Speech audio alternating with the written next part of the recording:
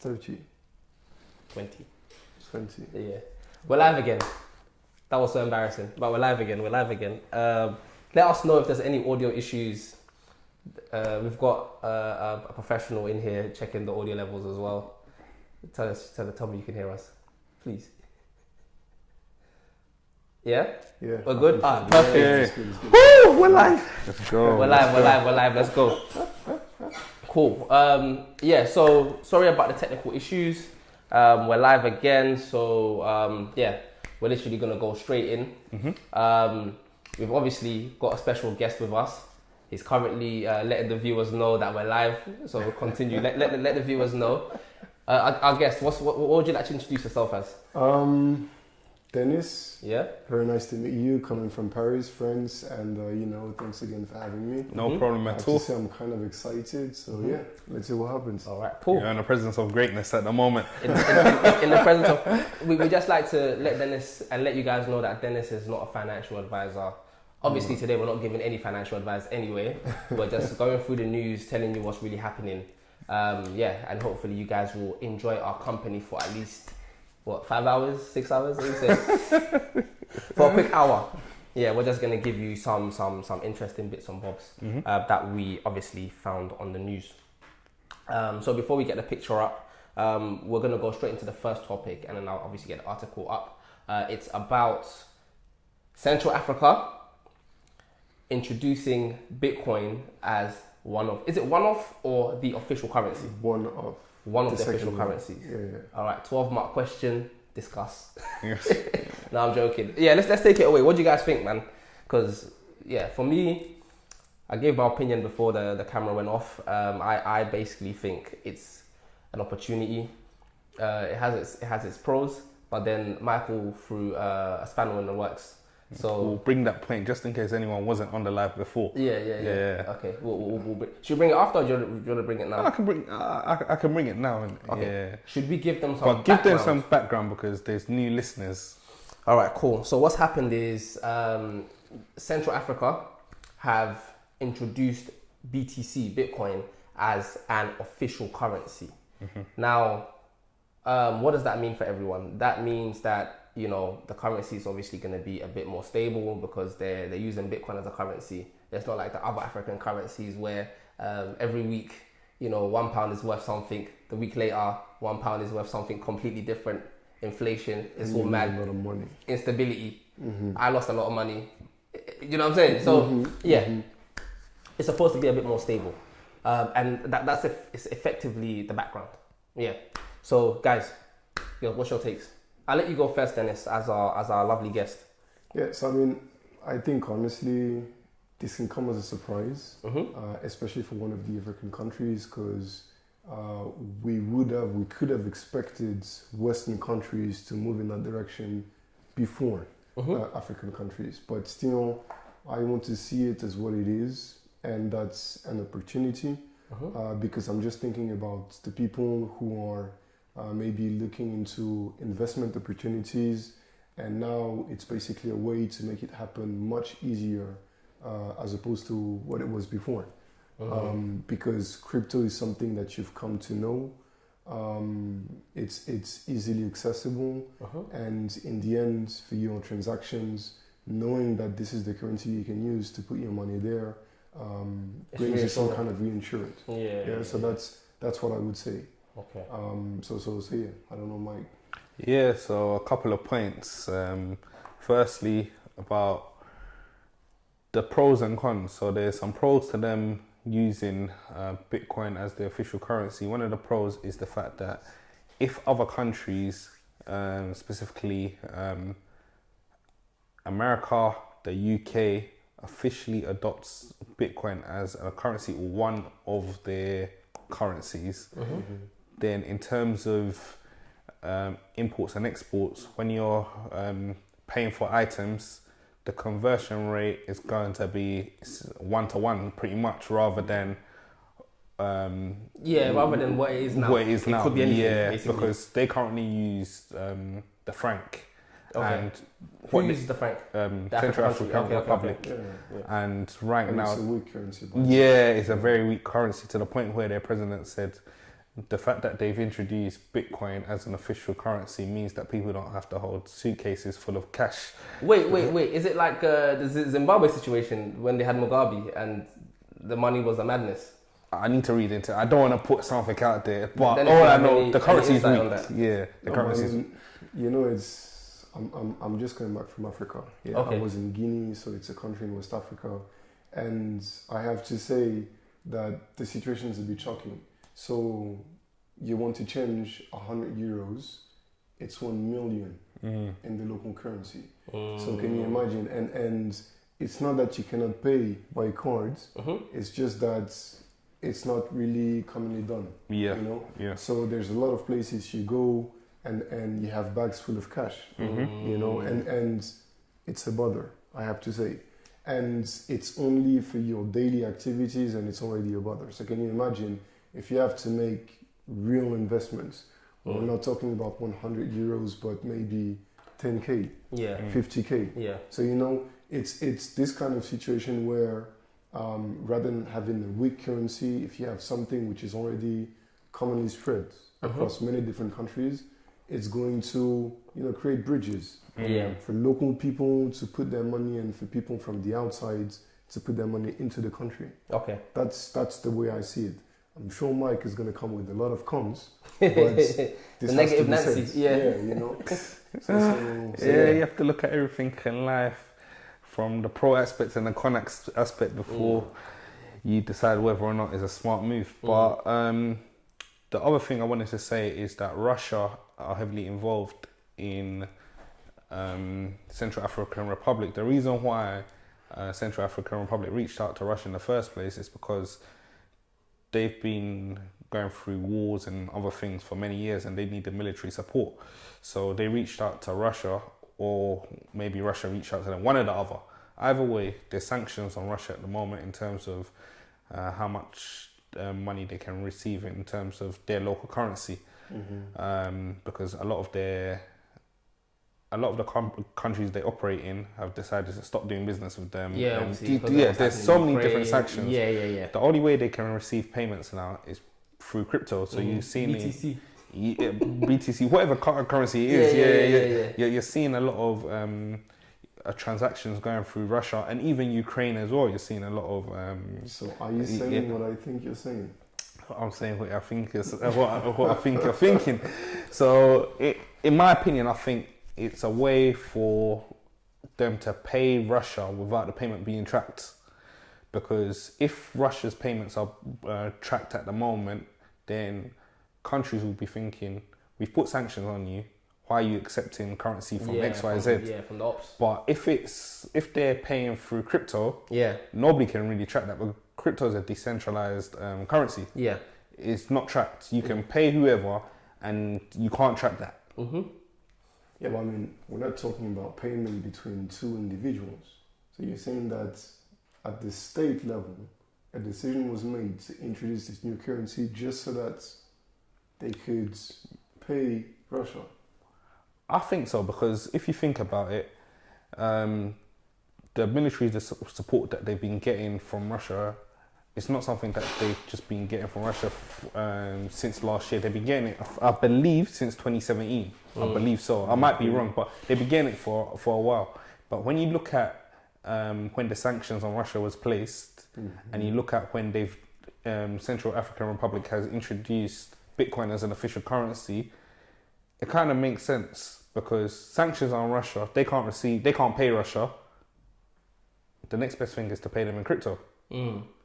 If they're really serious about crypto, why did This is a serious conspiracy, bro. It's a conspiracy, It's a but serious conspiracy. it's Like- just obviously it's just this is one opinion. I'm not saying this is why they're doing Take it my headphones because off for this one. This is too serious, bro. My headphones are coming off. I'm not saying this is the reason they're This is doing a it. madness. But again, when you want to do business with a country and the business that you're doing with a country is going left because they can't accept your payment. What can you do? You have to What go can you through do? the You back have to- door. yeah. So, Okay, all right. But I mean, conspiracy or no conspiracy, if we go back to the original question today, is it good or is it bad for the country as a whole? Okay, thank you. And regardless of their ties with Russia, I just want to see this for what it is, in my opinion, an opportunity. Okay, so if we go back to that, it's good in the sense that they introduce it now where crypto hasn't been widely accepted. So they've got an opportunity to educate the people now at the early stage. Right. It's Definitely. good on that level. But ethically, we need to look at why they're doing it and whether or not, if they're doing it for the reasons that I mentioned, whether or not they're even interested in educating their people.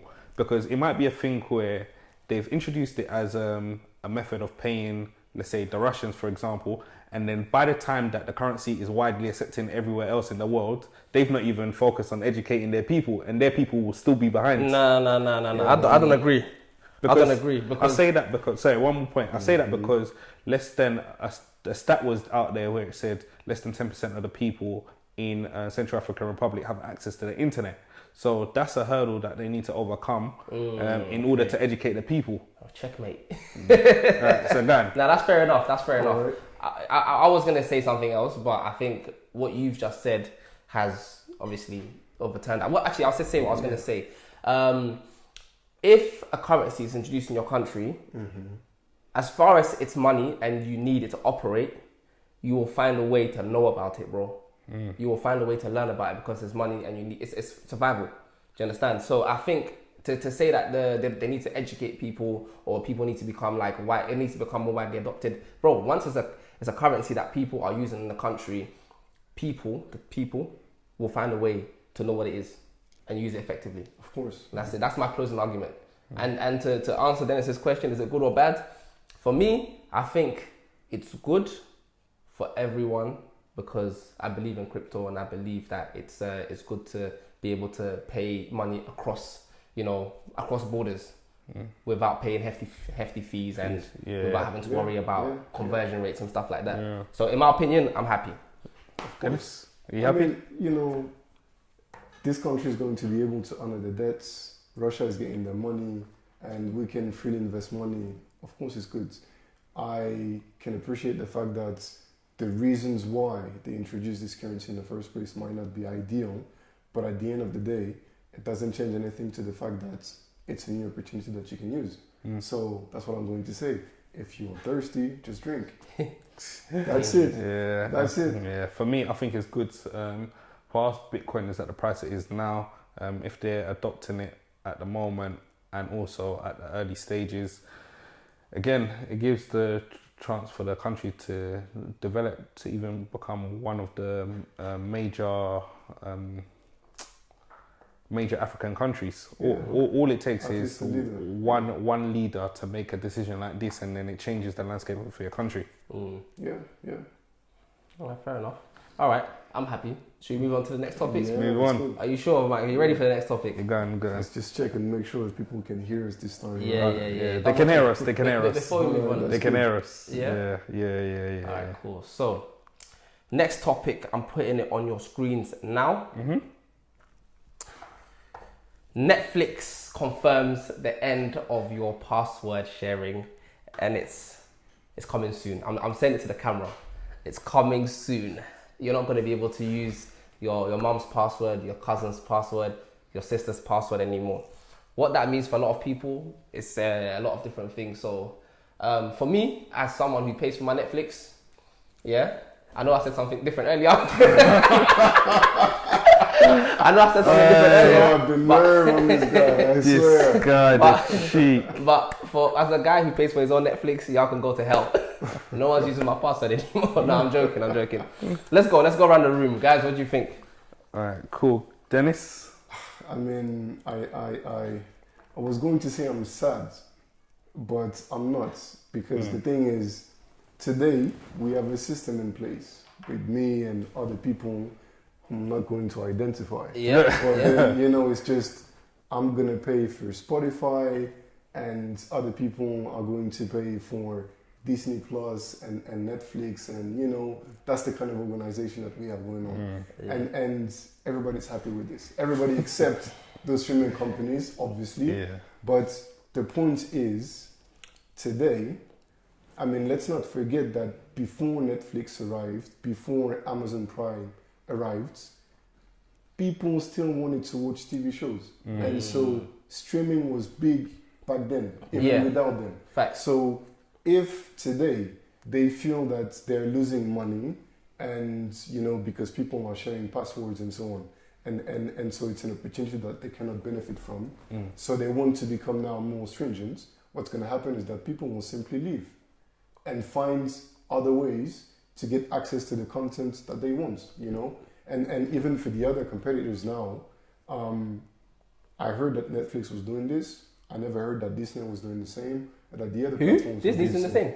No, they're not. Oh, okay. So that's precisely the point. Yeah. So if they want to play this game, then it's just going to be a big win for the other competitors. Facts. And then for them, it's just going to be more people going away. Let's not forget, first quarter of the year, they had like 200K subscribers or something like this who left the platform, which is already kind of a negative, very negative sign, I would say. Very true.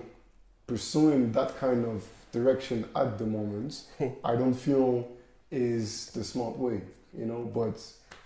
Bro, hit them with the facts. Hit them with the facts.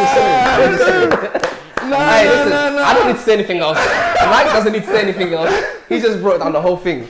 Okay. Yeah. I'll keep it 1,000. Like, what you just said is facts. If they introduce this thing, and by the way, they're talking about introducing it before the end of 2022. I've just highlighted it right there. Before the end of 2022. Yeah. In 2023, everyone's going to be on Disney Plus. Everybody's going to be on the Amazon Prime. So they better not try that rubbish, bro. Wait, I've got a different take on this shit. Yeah. You know what? Before you get onto your take here, I just read another part of the article which I found hilarious. Yeah. So let me just highlight it. It says, so despite Netflix boasting 221 million paying subs, the real number should be higher.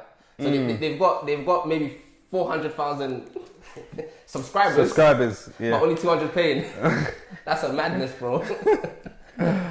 Yeah. So the question is, are you one of the paying subscribers? Okay, so I know I said something different earlier, but let me put the camera on me. I know I said something.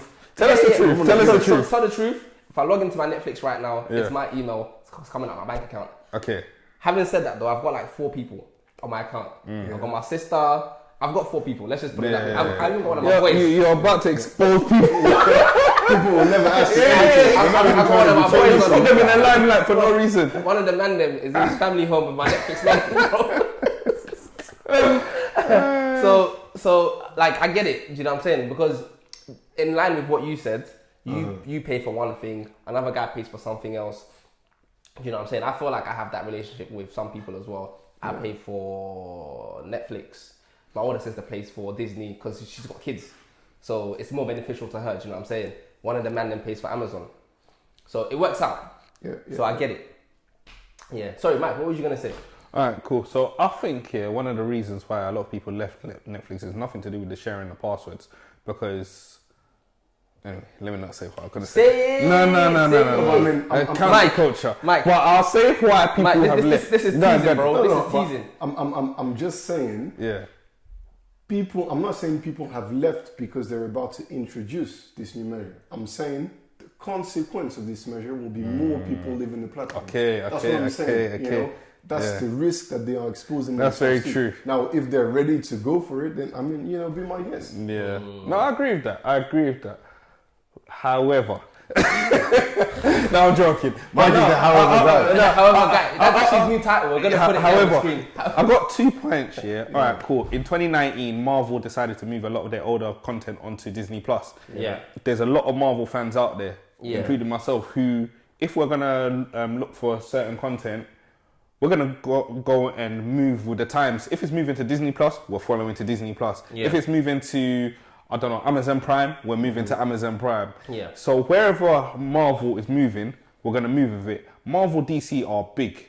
So wherever DC's massive. Bro, I hear that they're massive, okay, finish your point. Finish your point. What you're saying is people are faithful to the content and other platforms. 100%. Because yes and no. Sorry. All right. Finish. All right. That's all right, cool. I'll give you an example. So what do you think is going to happen with Netflix now? I'll come to that.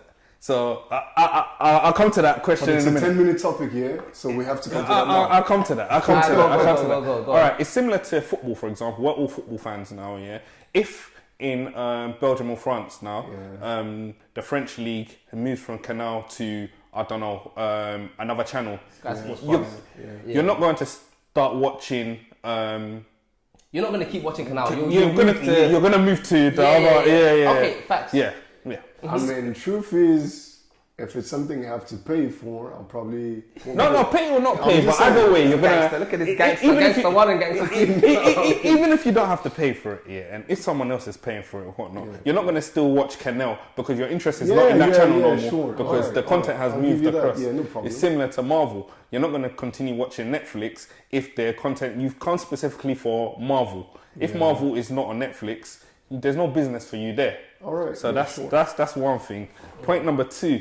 Point number two is the fact that they need to pick their battle, because you can't introduce higher prices. Now they're saying it's £15.99, I think, for the family membership where you get 5 users, what a lot of people have, so that they can share their password or whatnot. Yeah. There's no point of introducing higher prices and then not putting money into keeping quality content on your channel. On your platform, sorry. So quality content being like, for example, the Marvel. I don't know what else has been taken out of the platform, but is one of the other. Justify the reason for increasing your prices, because right now, $15.99 in an economy where people economy where people are deciding whether or not they want to shop in Lidl or sorry, people are moving away from shopping in Sainsbury's to now shopping in Lidl. Yeah. Lidl's a budget store. It's a budget store, budget store, yeah.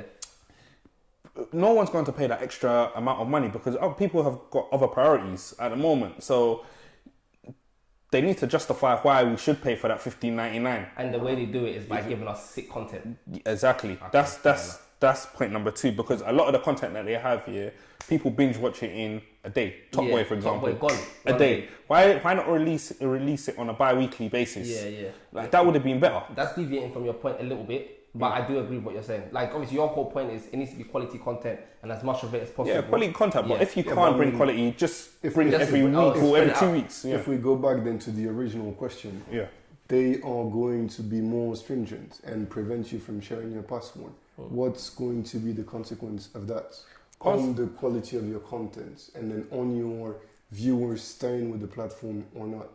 If the content is good, people won't leave. You're not going to leave Canal if French football is still on that platform. You're asking the wrong guy that question.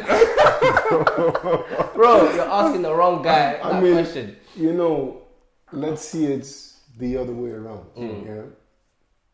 People today are used to getting access to things without paying. And guess what? It tastes even better when you're not paying for it. Of course. And so the thing, so you're confirming what I'm thinking, yeah? So the thing is, they're increasing prices. We have no guarantee that the quality of the content will keep increasing, okay? And now they want to stop you from sharing your password. So it means if you want to keep watching, it will cost you more money, you know, because most likely now you're part of a group and you're not paying for this service. You're still benefiting from the service. So if you want to keep watching this now, it will cost you more money. But like you said, people have other priorities. So maybe this is not part of the budget. So you will not go there, all right?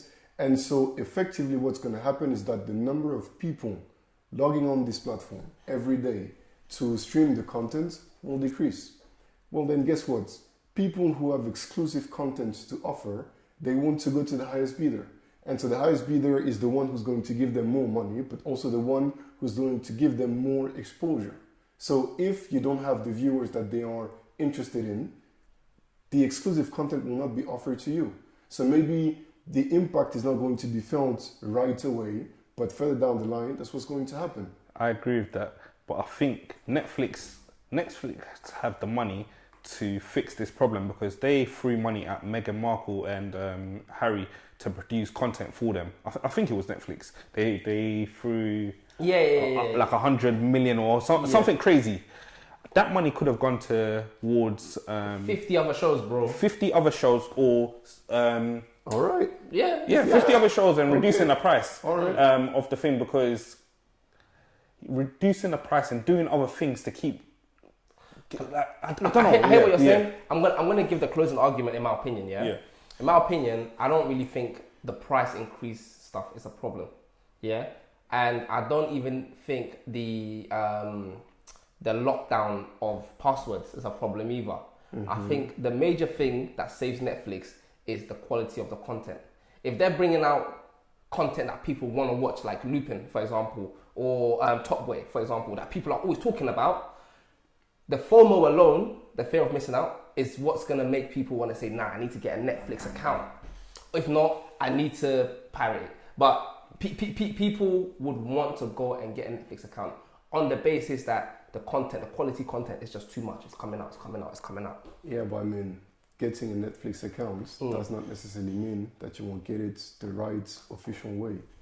That's all I'm saying. That's true as well. That's true. All I'm saying. I love football. I watch football, you know. In France, can you imagine the number of subscription you need to have if you want to watch games from the Premier League, from, you know, Serie A, from La Liga, you need to pay so many different subscriptions. What do you think people do? They don't do this. They go to this guy who was a bootleg box. You just connect this to your TV. Guy.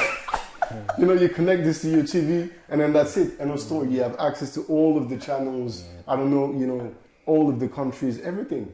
You know, and you pay like what, 50, 60, can't 60 believe euros people are doing that. I can't believe people are doing that either. A year. That's what you pay a year. Yeah. How much is it? 60 euros a year? That's crazy, bro. That's more than some of the guys I know. I mean, that's cheaper, sorry. No, I mean, let's be honest, yeah? When you go to the pub, you know, in your neighborhood, do you think that they're paying for all of the subscriptions? I don't go to the pub. When I go to the barber shop, I know they ain't paying for none of the subscriptions. I mean, so let's not be naive. I understand where Netflix is coming from. I'm just telling them that's probably what's going to happen to them with that kind of measure. Right. It's there's no guarantee. Yeah, it's one of the potential outcomes, and I think this would not be a desirable one. But piracy hasn't affected Disney Plus in the same way that you're saying. Because no one cares about the shows on Disney Plus, bro. Honestly, the change what's on Disney Plus that you care about? If you look at how many people have, if you look at the numbers of people who've subscribed to Disney Plus in the past 3-4 years, and you're going to be shocked at the numbers. A lot of people have moved away from Netflix because of Marvel. You'll see it. So your final point is about the content. It's about the content. Like it's like, for example, BBC in the UK. People watch BBC because EastEnders has been there from time. Netflix is all about what's the word, where it's here today, gone tomorrow kind of thing. Content. They haven't got a program where you can watch over a long period. To Netflix. Over a long period of time. It's usually content that you watch today. 1 week was Selling Sunset. Yesterday was Blood Sisters. Tomorrow it's but that's a solution and a problem at the same time. Of course. Because the thing is, all this content that you have access to on Netflix could very well be available from a different platform tomorrow. And because this risk exists, then they need to be very careful with the way they manage their subscribers. That's the thing. Now, it's not a guarantee that the majority of their subscribers are going to leave. I think it's one of the likely scenarios. Now, they'll see. Surely they have some, you know, geniuses working for them. Geniuses are in the room right now. And you know, projections. They need us. They need us. They need us. All right. They need us. So then, if they need us, then why are we not there? Me? That's what I'm saying. Let's move on. Hold at me, I'll tell you my day rate. Cool. So we're gonna go to the next topic. Cool. And it's the fact that the Apple AI head, so the guy who's the head of AI at Apple, quits over the return to office policy. So obviously, if you don't know, Apple has Apple's basically trying to get people to come back into the workplace. Obviously, full time. Let me put the article on. So they've built this massive. It's not even full time, you know. I think it's part time. I need to obviously get the details, but obviously Apple's got Apple Park, this massive office that they've spent so much money on. Do you understand? And obviously, it came at an unfortunate time during the pandemic, right? And they couldn't make serious use of the facilities. Yeah. So now Apple wants to obviously make sure they didn't waste their money. They're trying to get the man to go back to work. Yeah.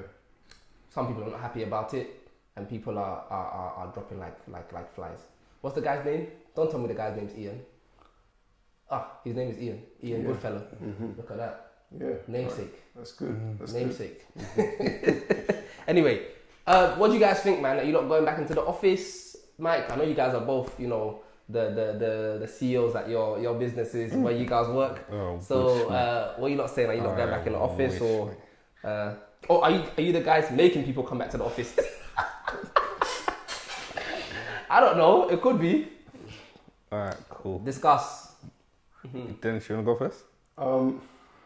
I mean, I don't know about the reasons why these guys specifically decided to leave. You know, what I can say is that the last 2 years have been pretty tough on all of us because of the pandemic, and obviously we had to adapt our ways of living in many different manners, and home working was very big. You know, in some countries, some companies, people were already used to it, and so it was like continuity in a way that, you know, something that you were doing before, and now with the pandemic, you're just doing a little bit more of it, you know, but there's no big change.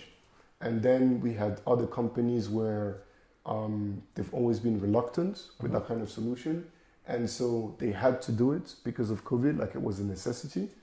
Because, you know, social distancing and everything. But to them, I think one of the main reasons why they were so against the concept of home working was because there was some kind of mistrust. Or maybe let's not say that there was mistrust, but there was not the confidence that people would work efficiently enough. Yeah. You know, if they were working That's from home. from the management. From the management perspective, yeah. Continue, yeah. And so I think that today, if you just reflect on the last 2 years, we had to do it, okay? It's true, there were some companies, I know people working, you know, IT services, you know, ticketing service, and maybe with the whole home working situation, they would only treat like 1 or 2 tickets a day. So these guys, I mean, that's rubbish. We don't want this, that's for sure. But then for the others, we could notice that actually in terms of productivity, the dip that people were scared of did not really happen. You know, people kept working, and sometimes they were even more efficient. In some cases, people put in even more hours than without home working. So in the end, it was not a bad thing, you know, and you stop wasting time while commuting, you know, and you have more flexibility if you need to go to, you know, doctor's appointments. You're able to do that. Things like this. So there's a lot of flexibility, and at the end of the day, the job is still done. So there's no problem with this.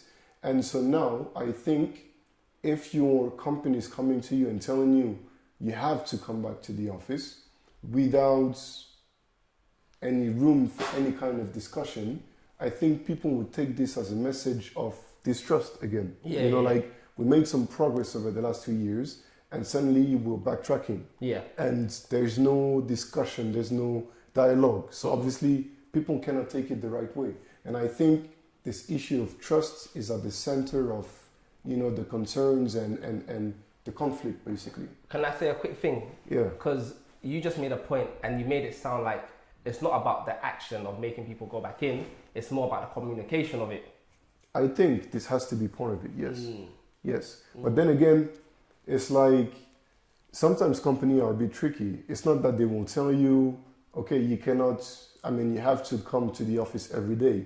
They will tell you you can still work from home, but then it's done in a way that doesn't really give you the benefits that you would have from a normal, regular home working situation. So, for example, you have 5 working days in a week, yeah? So if they tell you 3 days a week you come to the office and 2 days a week you get to work from home. On paper, it's not that bad. But then what's really important is to understand which days do you have to come to the office, you know? And the thing is... Why does that matter?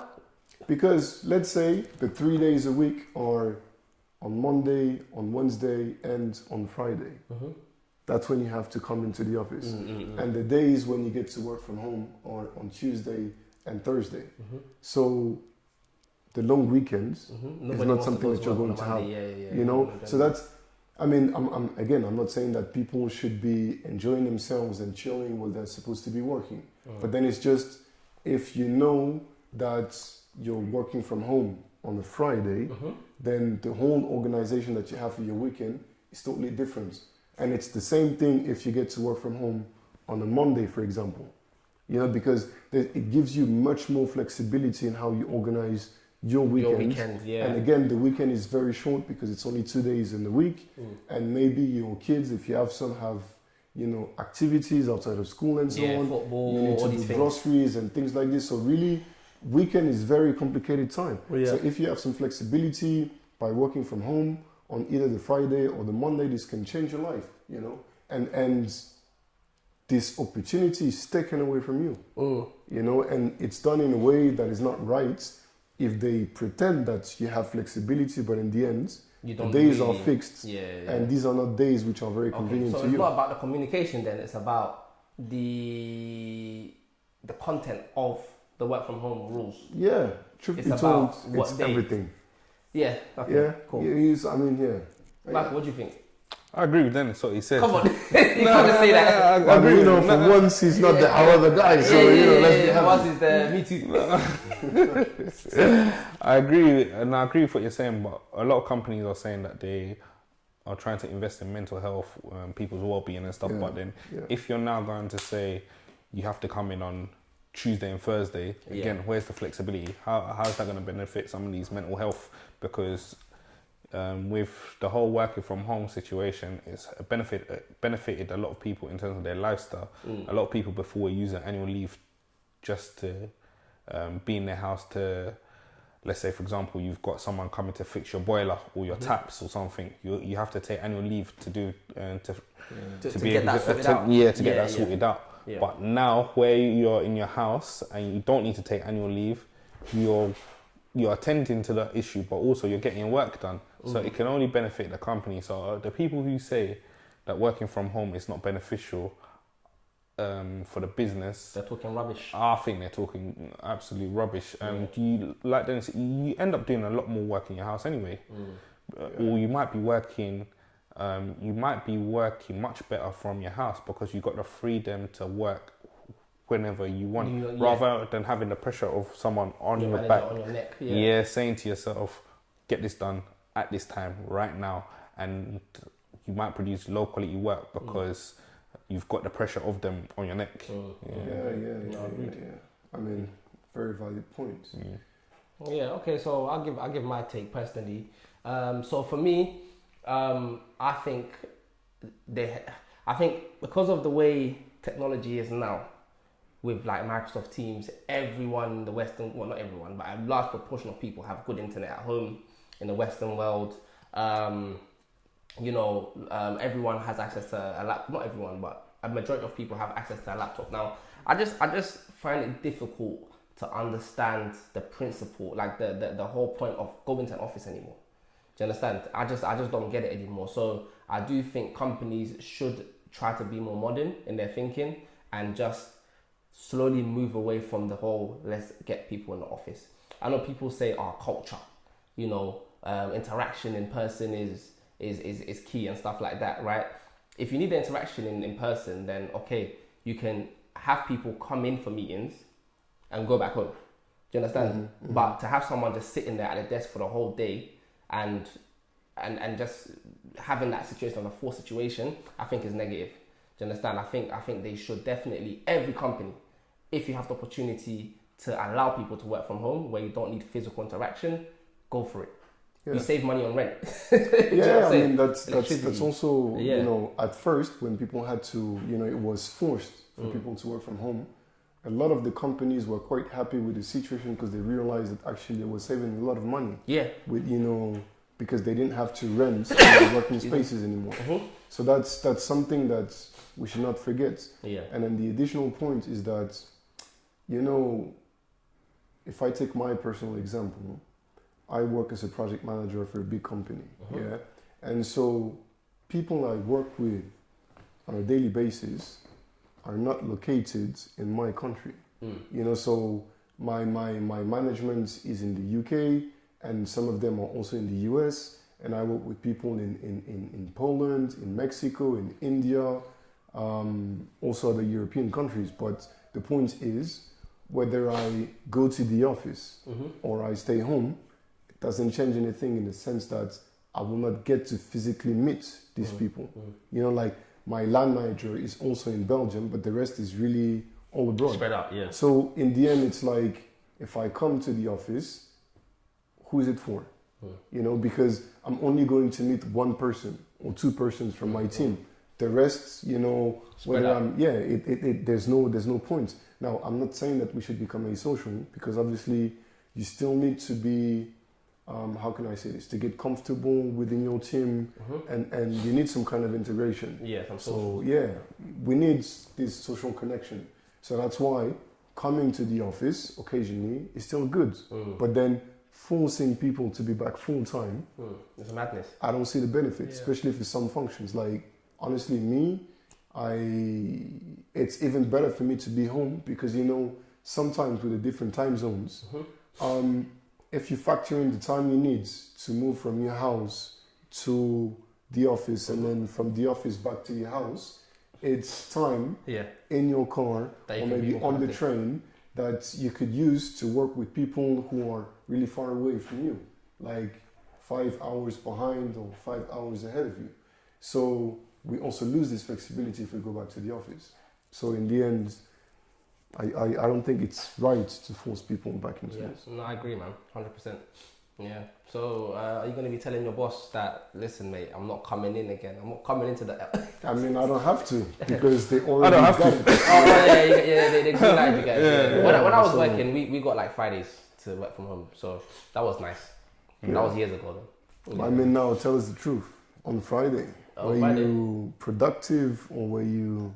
waiting for the Nah, bro, afterward like drinks? I was definitely at my desk for the meetings.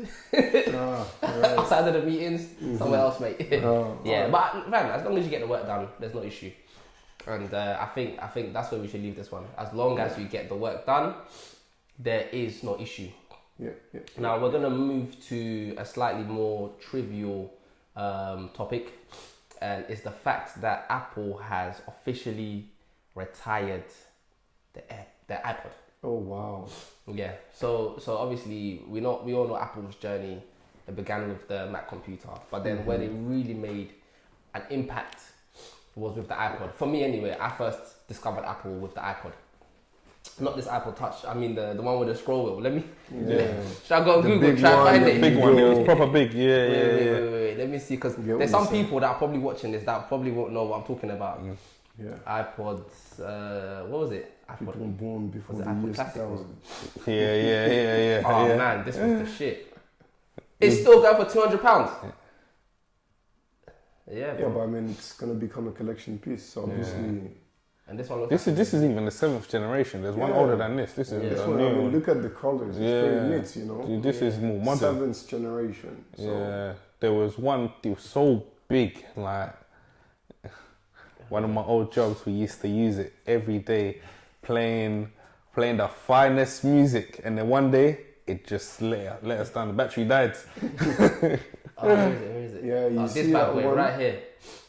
Yeah. I'm cool with that. Do you guys accept cookies or no? Oh boy. I'm cool with everything. Just give it to me. Give me the content. Yeah. So yeah, this is the old one, man. Yeah, so Crazy. Apple said for years that they're going to retire this, so the day has finally come. So yeah. Are we sad, or are we saying good riddance? you know what we need nowadays? I remember I said this to you in 2000 and probably said this to you in 2010. I said, Ian, all I need in this life is a mobile phone. I said that from day one. I said, I can do anything. Just give me a mobile phone. I can do anything. No. You said you need two things in this life: a mobile phone and a passport. Passport as well. I said, nah, this guy's a criminal. Like, who is this guy? Passport's essential. It's not for Russia that they put cryptocurrency into That's for him.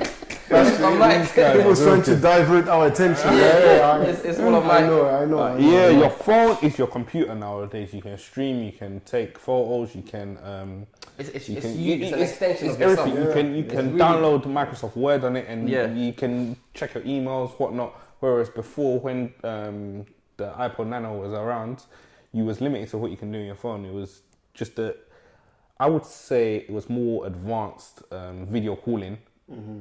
From what we was used to before then, and then just calls. Yeah, we didn't have WhatsApp. None of that was here. But now we've got streaming with Spotify, Apple Music, and there's others out there like Amazon and stuff like that. We have Netflix. You got Netflix. So now we've got all of these music streaming platforms on our phones. Nobody wants to carry loads of stuff in their pockets. Like for me today, all I've got is my wallet and my keys. And my phone. I don't want to carry another gadget just to listen to music. And as well, if you're traveling as well, you now have to think about another charger, because a lot of the Nanos don't use the modern chargers, they use the old school chargers. So you now have to remember your charger if you're traveling abroad with your Nano. Otherwise, you're going to be outside walking and then realise that your fingers died. It's just a lonely walk. Wait, why are we discussing it? Are we saying that you should have an iPod Nano in 2022?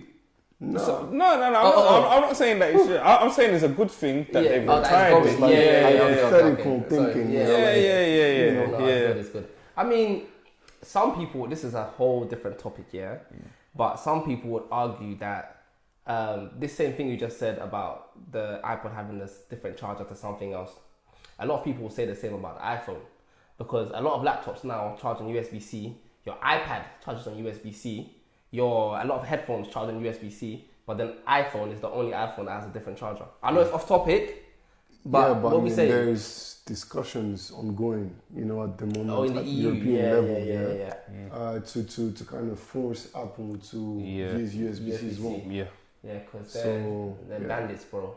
But I mean, we've known them since forever. They've always been like this. Let's be honest. The iPod was a fashionable item. That's what I would say. And I always remember this, commercials. It was like a colored background, and you had this shape dancing, and you could see, the ears. I mean, that's it's nostalgia.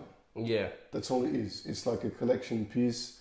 Probably, if you have some in a few months or in a few years, you'll be able to sell this for a lot of money, no doubt. But today, I feel no one is using it anymore. Definitely. Like you said, you can do pretty much everything with your phone. Even, a bank card is not needed anymore because you have Apple Pay, you have all of these things. So it's like, this is bound to disappear. This was bound to disappear. We knew it was going to come. It was just a matter of when, not if, you see. So now it's happened, finally. Let us get together, say a prayer, and then stop it. That's what I'm saying. I want to add to this as well. So everything Apple do is intentional. So every product they have is linked to their mobile phones, because their mobile phones is their primary item that they want you to buy. The Nano, you're not going to buy the Nano and then think you need to buy the iPhone.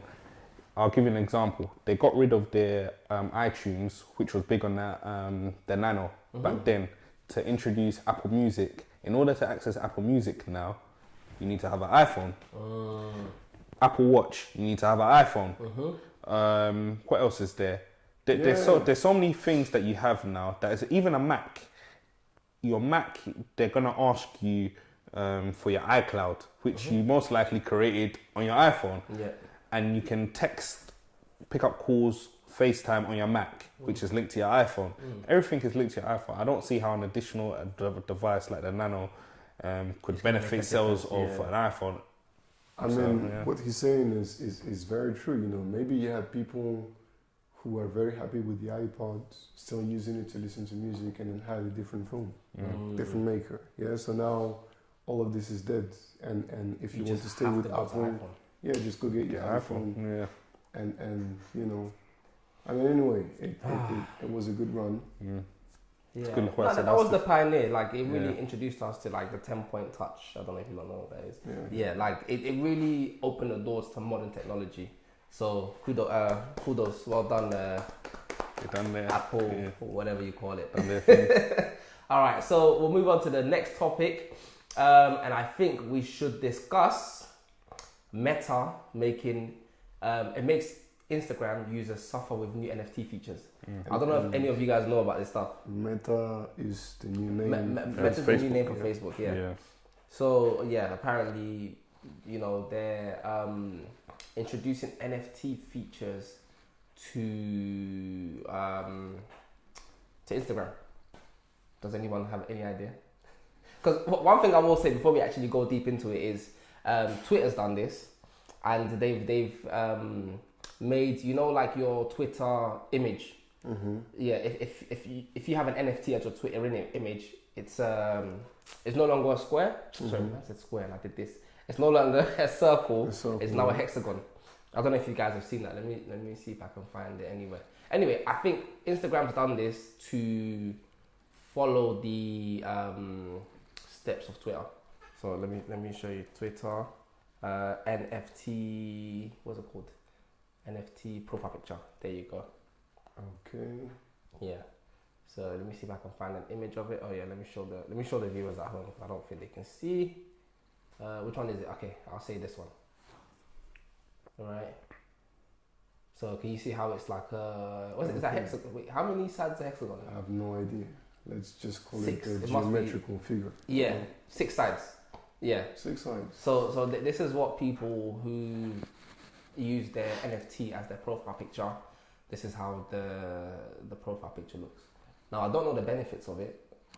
Michael, do you have any idea of the benefits of this? Yeah. All right, cool. So the reason why they've introduced it, so when they, like I said, when companies make decisions, everything is intentional. Especially not everything is tied to Russia, right? It just it lets us know that. Yeah, go on. So Facebook obviously changed their name to Meta because we're moving into a more we're in a digital world already, but everything is more digitalized nowadays. And with that being said, like they're talking about Web3, which is the next generation of the internet. So Web 1 being when we was literally on the internet and it was just a one page where we was just seeing text, old school text. A lot of people forgotten how the internet used to look back in the day. And then we had Arch Jeeves. Think about those times. That was Web 1. There was no social media, nothing like that. Did you guys have Arch Jeeves in France? Arch Jeeves. It's like Google, but it was just a guy with. Let me show y'all. Yeah, show me the pictures, because you know sometimes the names. Sorry, English is not my native language. So No, we get it. much easier when I see it. Yeah, the first one. Arsenal. Okay, yeah. Okay, No. I want him to see the image because this guy. Yeah. You remember him? Yeah. Everyone forgotten about this guy. Yeah, Oh, I mean, damn! This is how it because- actually looked. Yeah, that was Web 1. That's literally that Web 1, Web bro. 1. That's how the old school internet used to look, but everyone forgotten about that. And then Web 2 is now where we've got social media, and then we've got... But you know, to be fair, this guy, I mean, I know him. It's not because we used it. It's because we had these classes like where they teach you about technology. So they actually showed it. Exactly. You said, for example. Yeah, that's how I got to know him, because in France he was never big. Sorry to say, you know. So that's the thing. Yeah. So I remember my classes from like middle school. Yeah. So long time ago. This is the old school guy before Google. Before Google, this guy set the way for Google. Yeah. Without this guy, no Google. No Google without this guy. So what was my point? So we're on Web 2 now. Web 2 is what we're using. So you've got now, you go on social media, you can go on TikTok. The internet as you know it now is Web 2. You got more features. Before you could just read articles and that's it. Now you got video, etc. Now they're talking about Web 3. Web 3 is the next development where content creators can make money from social media in a better way than they are now. So that leads me into this NFT topic. The reason why they've decided that they want to introduce NFTs to the platform, for anyone who doesn't know what NFTs are, NFTs is pretty much digital collectibles where people trade just like Pokemon cards. You can trade like Pokemon cards. You basically can make money from it. Your digital collectibles. The reason why Facebook have decided to introduce this is so that they can bring content creators on board onto their platforms and move them and take them away from platforms like TikTok. Because right now, if you're trying to make money off TikTok, you probably make the money off TikTok easily, but it's not as much as if you've got your own NFT. So I'll give you an example of an NFT. We're recording this right now. We say, okay, we're going to package it in an NFT form. So if you buy our JPEG, it comes with this episode plus more things. And you get to own the rights to that. You get to own the rights. Okay. You can now sell it on to other people. Every time it's sold on, you make a bit of money. Okay, but then only one person can hold it. One person owns the right. And because NFT is such a big buzzword at the moment, Facebook want to bring this in and hopefully bring more people to its platform who will start creating NFTs and join their platform. So it's a win-win in a way because people can make money from it, and for Facebook, people are joining Facebook. So when you think about it, how many people do you know in the past year that said, oh yeah, they're creating a Facebook account? Oh. People are saying they're creating a TikTok account. That's where all the content creators are going nowadays. Facebook was one of the originators. Facebook is already dead, no? Not really, because they own Instagram and WhatsApp. Yeah. So when you think about Meta let's refer to them as Meta. When you think about Meta as a company, they're a big company who owns other platforms, but it's all about retaining your customers. How are you going to retain your customers? If your customers are moving to platforms such as TikTok, then your business is slowly going to phase away. So you need to think of ways, and if it's making it easier for them to get paid, because everyone is talking about NFTs, why not introduce NFTs? Yeah. I mean, makes sense. So you're saying they're just jumping on the hype? They're literally just jumping on the bandwagon just to attract attention to their platforms? Yeah. Okay, Okay, is I it can hear not that. coming too late? Because I'm not a specialist, on NFTs, but I heard that the market was already going this way. So but everything is in cycles. When you think about house prices, stock market, everything is in a cycle. But it's whether or not people are interested enough to jump on their platform, Meta's platform. So is it the situation where we were just waiting for a big player to arrive and breathe into Yeah, I think that's what it is. Like, for example, if I don't know who the biggest TikToker is, but I know, for example, YouTube, Mr. Beast. If Mr. Beast now says, everyone, let's go to Facebook and start creating NFTs and join Facebook, everyone's going to follow. Well, not everyone, but a lot of people follow him. A massive amount of people. Yeah, so exactly. Yeah. So yeah, it goes back to your point. I think like they need maybe one big name to bring the hype. Yeah. Okay. Because this is not being marketed in a way where everyone knows our NFTs are coming to Facebook. Not that many people know at all. Okay. That's fair enough. Yeah. All right, cool. So we move to the next topic, and it's the fact that AWS is spending billions on 5 new data centers. So, Mike, do you want to let the people know what AWS is? Or should I? I was going to say something silly. You seem really motivated. All right, Go on. Yeah. AWS. I was going to say something silly, but Say it then. no, it's cool. Yeah. Let me hold my tongue. Say it or forever hold your peace. No, I'll forever hold my peace. Alright, cool. So AWS stands for Amazon Web Services, and it's Amazon's cloud business. So if you don't know what a cloud is, it's literally just a bunch of computers in a data warehouse, and different things are stored on those computers, or what we call servers. Things like applications are stored on there, websites are stored on there. The whole internet is stored in servers. Literally the whole internet, bro. All right. Yeah, and obviously the more servers you own, the more of the internet you own. No, I'm joking.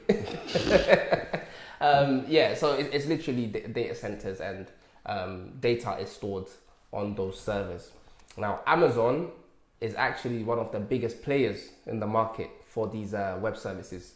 or for these cloud services. A lot of people don't know that Amazon's main business or their main revenue, their main income is actually Amazon Web Services. So as big as their retail business is it retail business? Yeah. E-commerce business, not retail. Yeah. As big as their e-commerce business is, that's not what's really bringing in the big bucks. Jeff Bezos is really getting the big bucks off AWS. So yeah, and to follow on with this article, they're opening 5 new data centers, so they're going to be even bigger. Do we have the location of these Yeah. So it's in the article. I saw it somewhere. Blah blah blah. 5 new data centers in Morrow County near Portland, Oregon. So it's in America.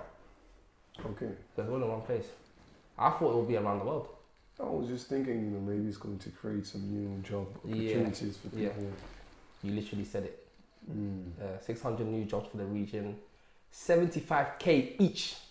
I'm moving to America. I'm gonna become a cloud engineer. Yeah, man. Wow. So yeah, it's big, man. It's big. It's big bucks. It's big money. What do you guys think about Amazon dominating the market in that field? I mean, the way I see it, like you said, so this is their main source of revenue. Mm-hmm. So they're just going to increase the power of that source of revenue. Mm-hmm. And essentially what it means is that Jeff Bezos, who's already immensely rich, Yep. is just going to get Even richer. That's it. So Kudos for Jeff Bezos. Kudos. no, but I mean, congrats. To be fair, it's like this guy has come a long way. Yeah. From selling books. Yeah, and just from selling books, and when you see today the number of activities, different activities that the company is involved with, to me, this calls for respect. Yeah. The vision that you need to have to develop a company that way. Now, I'm not saying that everything is perfect, because I know there's been, many scandals, let's say, around working conditions for some people, involved with the company or the group in general. So yes, not everything is ideal, but then again, it's one of the biggest companies in the world ever. And if this could lead to them providing an even better service, why not? If in the end Amazon Prime develops a better content and has better prices than Netflix, then I'm just saying. Yeah, it's true. So yeah, I mean that's all I have to say on this topic, really. Yeah, it's helping jobs. It's helping. It's a lot of positives than negatives, in my opinion. Obviously, it says in there as well that they're set to pump billions in the UK. Obviously, anything that pumps billions in my hometown is welcome. Bring the billions. You know what I'm saying? You still need to figure out the way to benefit from it. It's true. Yeah, Just become a cloud engineer. Yeah, man. Yeah, just be provisioning servers to all these projects that you're doing. I mean, why not? Yeah, man. And so, Mike, any reaction to that? I'm not surprised because here we go. The however. Yeah. Mr. However. Andy Jassy, he used to be the former CEO Who's of Jassy, bro? Andy Jassy, the new CEO of Amazon. He used to be the CEO of the AWS service. So now he's coming as the big boss now, replacing Jeff Bezos. Of course, he's gonna naturally go to what he knows, AWS, and improve AWS because he strengthened AWS before. So why not do that now whilst you're the big boss? Yeah, and especially where it's their cash cow. Exactly. Why not make your cash cow even stronger so you can bring in, guess what? More cash. Exactly. Makes sense, bro. Yeah. And the other point is a lot of people have been talking about with Web3 coming. People moving onto the blockchain, people moving their servers onto the blockchain or using the blockchain or whatnot. If he's improving, if he's introducing new service, AWS servers, then it kind of stops the competition. How do you mean? Because in terms of people moving to the blockchain. Yeah, people will stay on. So the blockchain is basically, let's see it as a server that can't be monitored in a way, sort of thing. Whereas with cloud computing, you can kind of monitor it.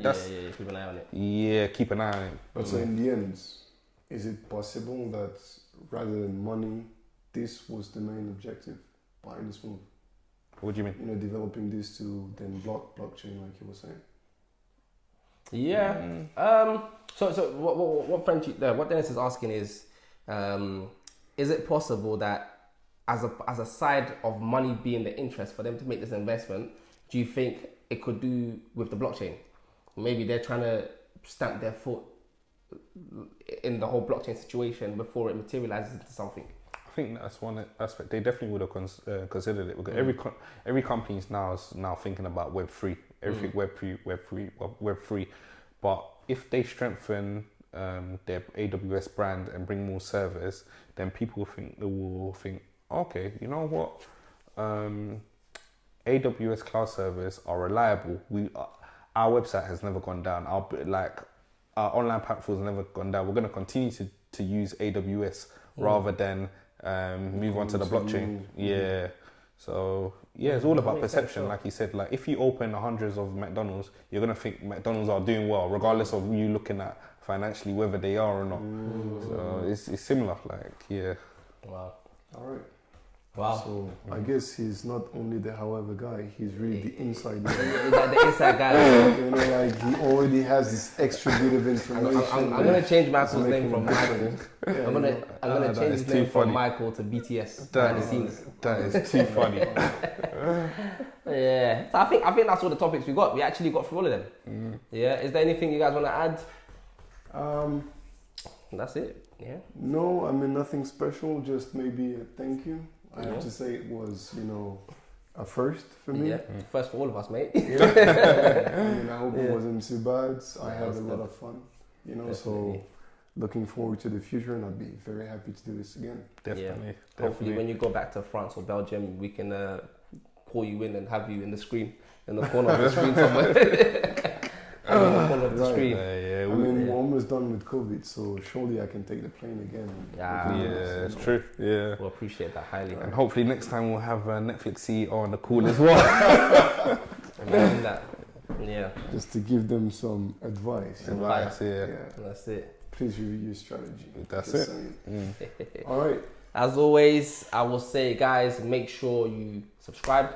There's 80% of you who are watching the videos and not subscribing, so subscribe.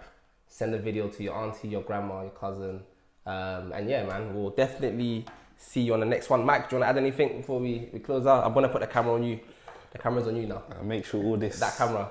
Make sure all of our videos, not just this one, is in your auntie's WhatsApp group. That's it. And on that bombshell, we shall close out. Peace. Peace.